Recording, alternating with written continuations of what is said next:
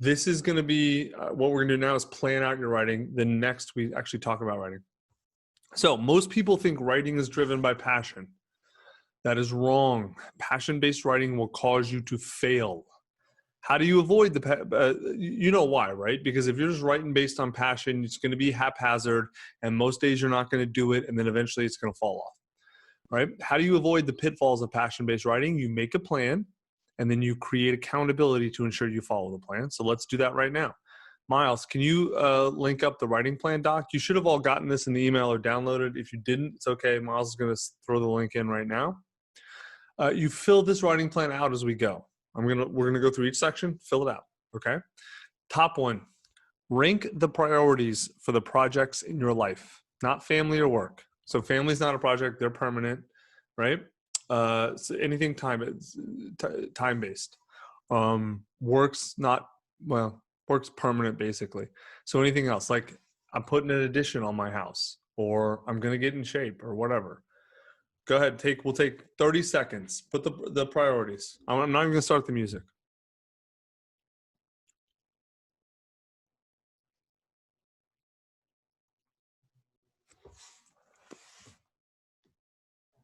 Top 3 priorities in your life.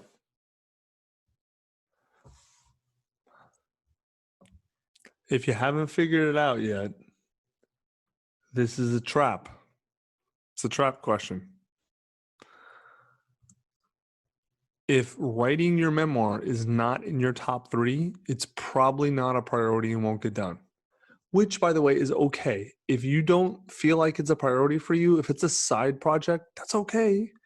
Just understand, like, what we're about to walk you through writing a memoir plan, and it's not like, this is not a thing you do when you're feeling like it. You will not do it. I promise you, it won't get done. I'm sure there's a counterexample, but I have never heard of someone who just wrote a book in their spare time haphazardly a couple times a week whenever they felt like it and actually finished. Never heard of that. Now, I've heard of people who wrote 30 minutes a day. I've heard of people who wrote, they had some pattern or schedule. There's all kinds of different patterns and schedule. Never heard of someone who's like, I'll just fit it in when I can and see what happens. I've never heard of those people finishing. So the top question's a trap. Just, again, you don't have to have it in your top 3. But if it's not, where is that? If it's not in your top 3, I understand you're probably not going to finish. All right, so let's actually make your plan right now. Daily writing time. How long per day will you write? 1 hour per day is probably more than fine, especially for a memoir. I would never write more than 4 hours per day. It's impossible almost to write effectively for more than 4 hours per day. And I'm telling you, when I was doing nothing but writing professionally, my max was 4 to 5 hours per day, right? So just decide right now, if it can only be 30 minutes, cool. 30 minutes is fine. You can do, Emily has this trick called the Fast 15, where, like, if she's busy and doesn't think she has time to write, then she's like, okay, I'm going to sit down and get as much as I can in 15 minutes. And she ends up usually cranking out a bunch of stuff. If you want to do the Fast 15, I wouldn't make it every single day, because 15 minutes is kind of short, but give yourself at least 30 minutes. Next one, what time of day are you going to write? Now, there is data on this, really good data, and the data says morning. People are most creative from about an hour after they wake up to about 4 hours. So, like, if I wake up at 8, then call it like 9 a.m. to like noon or something like that, right? But night owls are a real thing. That's like 70% of people are most creative in the morning. I don't know if it's 7, I'm making it up. But much smaller percentage are creative at night. If that's how you are, cool. No one's most creative at 2 o'clock. You can be the assholes, like, I'll prove Tucker wrong. It's fine. It doesn't hurt me. I'm just telling you that's what the data says. You can do whatever works for you, though. Seriously. What matters is that you're consistent with your time. Consistency is what builds accountability. Stephen Pressfield said someone once asked Somerset Maugham if he wrote on a schedule or only when struck by inspiration. I write only when inspiration strikes, he said. Fortunately, it strikes every morning at 9 o'clock sharp. The War of Art, by the way, is a great book. I would not recommend you read it, though, even though it's a fantastic book, because what you need to do is start writing. You don't need more inspiration. So real quick, figure out what time of day you're going to write. It can be any time you want, 8 a.m., 8 p.m., I don't care. From win to win. Next, where are you going to write? So where should you write? There's a real simple rule. Write where you get writing done. I don't care if it's cafes, offices, trains. We had a writer in our guided author program in Scribe Writer's Room. He literally wrote in his Tesla because like it took like 45 minutes to charge. So he'd come home from his commute, plug it in, write for 45 minutes, ding, done charging. He'd go in the house, leave his computer in the car. Works great. Figure out where you're going to write. Commit to it. I'll add one more piece to this, which is pick a place, especially if your memoir deals with emotional parts of your life, pick a place where you can feel safe and emotionally vulnerable. I think that's really important. You can feel safe and emotionally vulnerable. Yeah, for memoir, that's true. Yeah. I'm going to write that down. Yeah, we don't talk about that with nonfiction because I don't think it matters that much, but that's a great point. Can't tell you how many times I've cried in public in coffee shops. Yeah, no, that's luckily true. I feel reasonably safe there, but no, right. Yeah. You're exactly right. It's true. If you're writing a book that's deeply emotional to you, writing in public, even though even if you know for sure no one can see your screen, there's still a psychological disconnect. So it's a really good point. That's very good. Next, word quota. So how many words per day should you write? We recommend 250 words per day. And it probably seems pretty low to you, right? It's no problem. It's not that low. Hemingway only wrote 100 words per day. But I'll show you. This is a one page. This is a full Microsoft Word page. And you can see 250 words is like a teeny bit more than half. So it's not much. But we do this on purpose. Because 250 words per day, you can write a 120-page book in 4 months. 120 pages is quite a bit, right? Now, why does this work? I'll tell you a story about IBM. So when they were coming up in the 50s, before they were really big, their sales kind of stalled out. And so they hired a consultant. Consultant talked to everyone in the company, came back to him, said, all right, I figured out your problem. You got to cut your quotas 90%. And the CEO's like, what kind of dumbass suggestion is this? I want to increase sales, not decrease them. And the consultant says, yeah, I know, but you need to cut your quotas by 90%. Here's why. Your salespeople know at the beginning of the month, a few days in, whether they're going to hit the quotas or not. So if they're not going to hit the quota, they stop selling that month and they push all of their sales to the next month. So they hit their quota then. But if you lower the quotas, they're going to all hit them right away. Then you can start putting in sales bonuses based on how good they do. You can see who your ballers are and cut the rest. The guy was like, that's genius. They implemented it, and that's how IBM became IBM. So 250 words is not the minimum. It's just it's the minimum. It's not the maximum. We had a dude who was like, man, Tucker, I love the program. Everything's going great, but I feel like I could write more than 250 words a day. I'm like, yeah, you should. Most days. Most days you're going to write more. It's just such a low. The point is that it's so low. You always have an excuse. That's the point. Even if you can't get an hour in your schedule or whatever you're trying to do, you can always sit down and get 250 words. That's why Emily does her fast 15 minutes. She always gets more than 250 words. Here's the point. Veronica says 260. Thought hard about taking today off, but that damn word count threshold is so low. I just couldn't let myself do it. See? By the way, all the Facebook posts you're about to see come from the Scribe Writers Room Facebook groups, which we'll talk about at the end. The days you hit 250 words are the best, right? Because it means you're building the habit. It means you're going to finish. So here's Patrick. He says, I love 250 words a day, heavy work day. Now I enjoy the small bursts. I'm just chipping away. I can see how I have so much more output than if I've been using my all or nothing binge. Thank you, Scribe team. This habit was worth the price of admission alone. See? So decide what's your quota. It can be less than 250, honestly. If you're only writing 30 minutes a day and you want to make it 150 or something, go ahead. No problem. Next one, daily accountability. What's your accountability going to be? Our recommendation is you post your word count each day in the Scribe Writers Room Facebook group. Well, you have to join Scribe Writers Room to do that, but you post it somewhere, right? So that's one of the reasons we have that group. Adam says, I'm grateful for the forum. Accountability matters. Cindy, she just said she wrote. She didn't put her word count, which is totally fine. I recommend posting when you're editing as well. Just simple post. And again, recommend you do it every day, because the practice is about accountability, not about looking good. Here's me, which I eat my own dog food. I'm in the group, the Facebook groups every single day. Today, I even posted, I was editing, I had to cut a whole chapter. It was aggravating. I posted, honestly, did not write today. Couldn't get it done. A lot of stressful stuff came down I had to deal with. Going to take my 0, get some sleep, have a better day tomorrow. No problem. The point is, I know every single day I'm posting in Facebook, right? In the group, I'm accountable to myself first and to everyone else.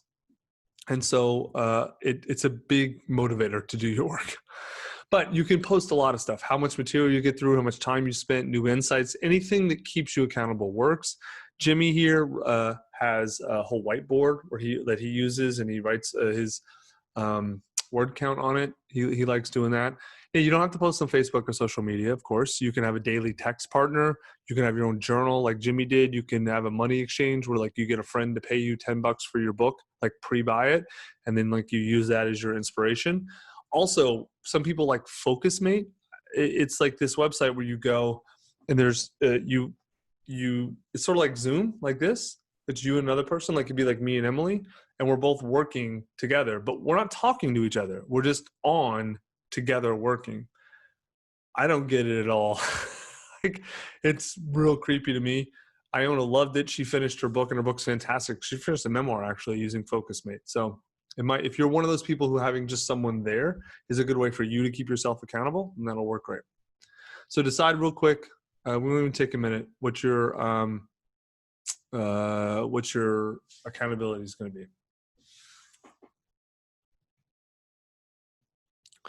Chris just posted the unofficial Facebook accountability group. No, don't. You can use that if you want.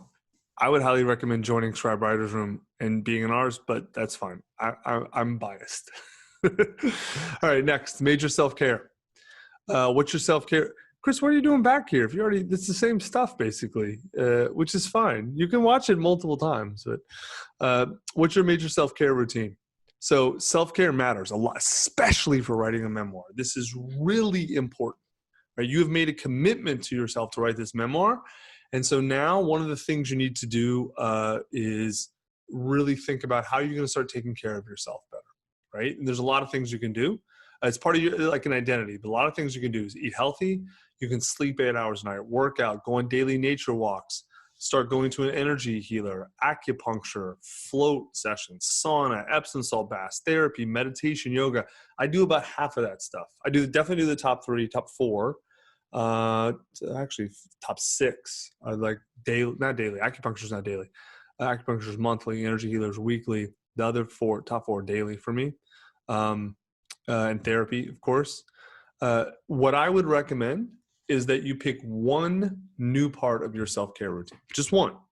Like, what you don't want to do is go from nothing to all of this at once. That's too much change, but it's probably not sustainable. So if you can pick one thing that you're going to do, and either you can use it as just make it part of your routine, or you can use it as a reward for doing your work. Either one works.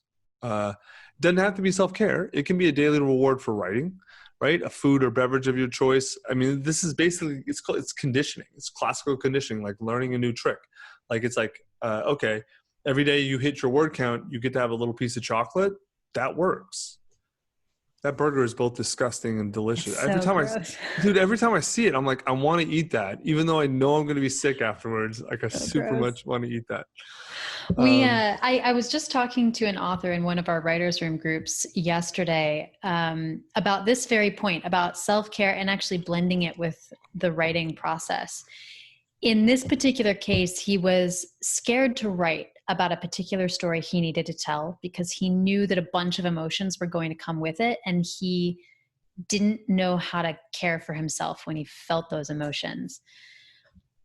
If you encounter stories like that, one, like, be very conscious of how much of that emotion you're trying to process at one time. Don't bite off more than you can chew.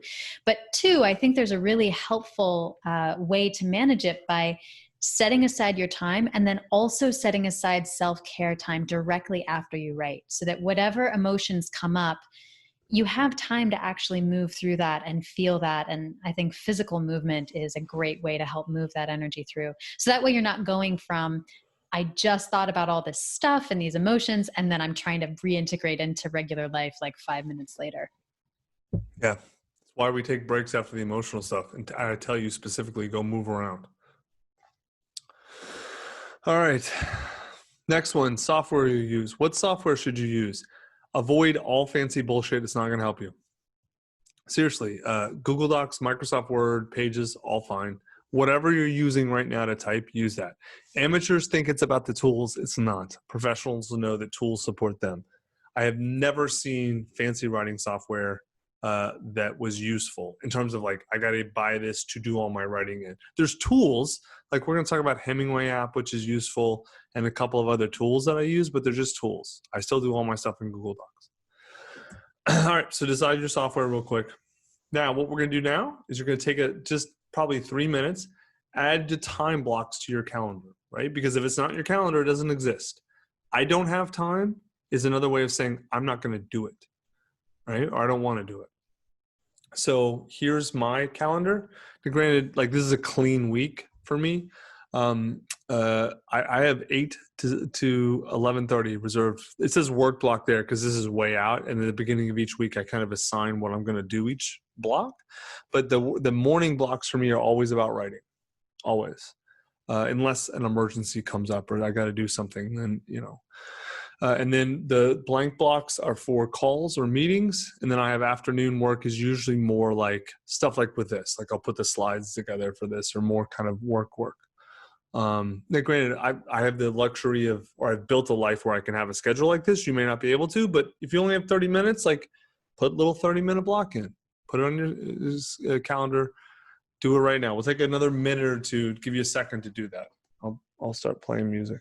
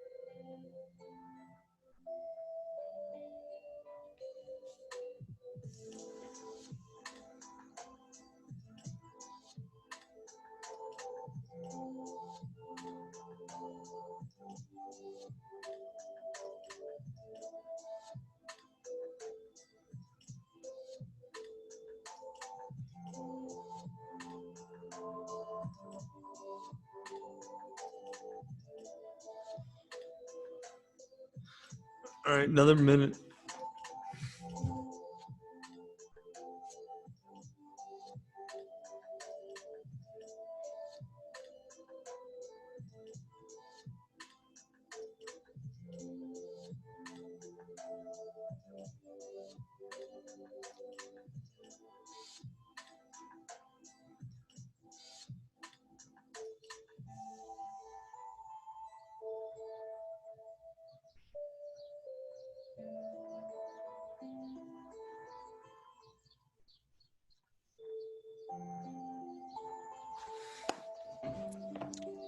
All right. Now, some questions that we always get asked. Can I take one day off a week? Yes. If God rested on the seventh day, so can you. What if I miss a day? Then you should go into a shame spiral and never come out like this puppy. No, just forgive yourself and move on. It's no big deal. You don't succeed in writing a book by being perfect. Which you succeed by doing good work consistently. That's it. By working consistently. Good is, we should take good out of there.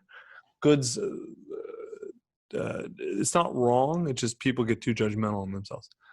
Now, down below, you'll see a little yellow section that says book writing announcements. You might want to use this. Probably not. I would discourage you to announce you're writing a memoir unless you know you're committed to publishing it and you don't give a fuck what anyone thinks. Fuck it. I'm just doing it. Okay, cool. No problem. But I'm not going to go through all of that, you're more than welcome to talk about us and Scribe Book School, but you don't owe it to us. It's fine. No problem. All right. Questions about the writing plan? Any questions specifically about that? And then also Miles just posted the link to Writer's Room. We're going to talk about that at the very end. That's at the paid coaching program that goes along with this. If you want it, it's optional, of course. We're going to talk about that at the end, but you can start looking at it now if you're interested. Questions, Emily?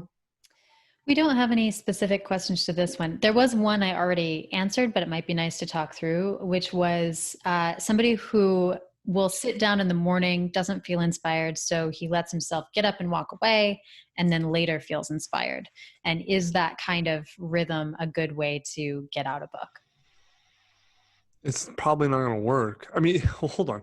If you're doing that every day, just change your writing time. Change your right. Exactly. Yeah. Change your time. Although that might just be part of his, that's part of his ego structures, defenses, is when I sit down, I'm supposed to write, I can't do it.